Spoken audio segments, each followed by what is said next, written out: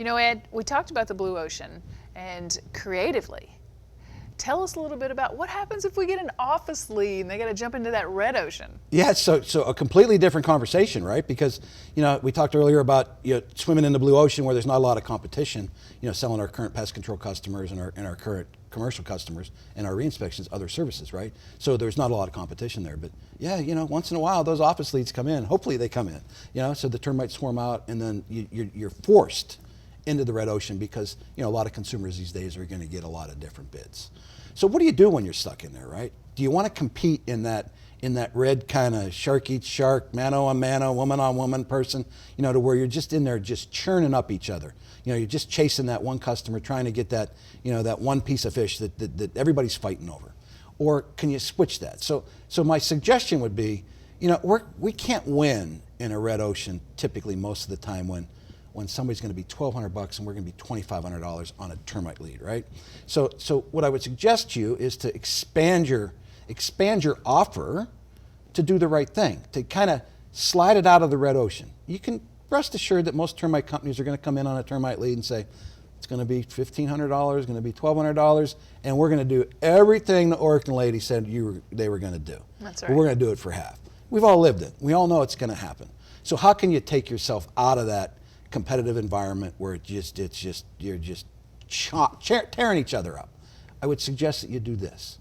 I would suggest that you look at that house and you look at that termite issue and that termite problem as an all-encompassing problem, and not offer just to fix the termites, but to help them with all the conducive conditions, creating the reasons for the termite being there.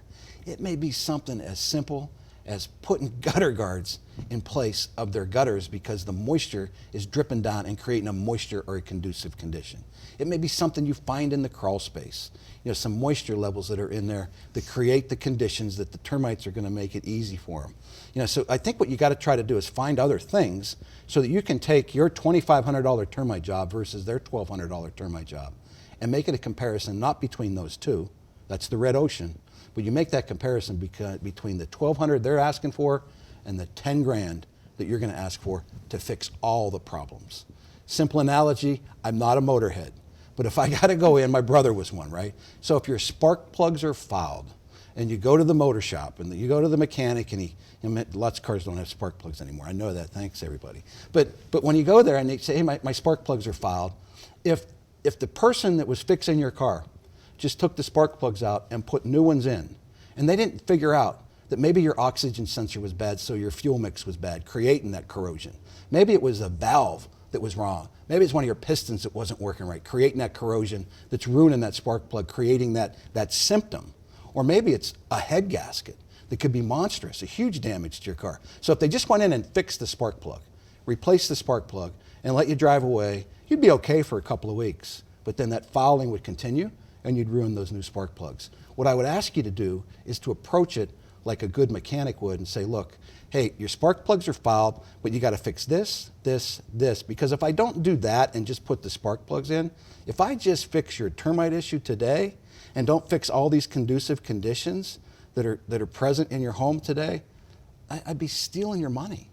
Just like the spark plugs. You'd pay me the X amount of dollars for the spark plugs, I'd see you in 4 weeks, you'd be back again. Think about the termite work that same way. You're doing the customer a disservice. Is all you sell them is a termite service when there's conducive conditions that are contributing. And I would suggest to you that most every termite infestation has some sort of conducive condition that if you fix that, it will make that termite treatment better and provide them a long-term solution. So that's how I think you can take that crazy office lead that we're so tickled to get. That's right. But then when you find out there's 3 companies out there and there's some unscrupulous cats out there, telling stories like, hey, we'll do everything Oregon said, we'll do it for half, all that kind of stuff. You take that scenario versus $1,200 and $2,500 and you serve it up to an intelligent buyer and you say, look, just fixing that's not going to do it. We're going to fix the whole enchilada. We're going to fix it all and not leave you hanging and not see you 6 months from now when we come back and tell you, oh, we got to fix that moisture problem. You got a leaky faucet. You got a leaky gutter. That kind of stuff. So I think that's how we can convert that. Does that make sense? It does make sense. It makes perfect sense. Yeah, so you again, not the mechanic by any means. I don't even have like a screwdriver in my house, but I had brothers that were. And think about, just use that analogy. Are you just going to fix the spark plugs? And you can even spin that with the customer. It'd be a disservice if I just came in and changed your plugs because I'd see you in 4 weeks. But if I fix it all, this baby will run down the road for another 15 years. All right?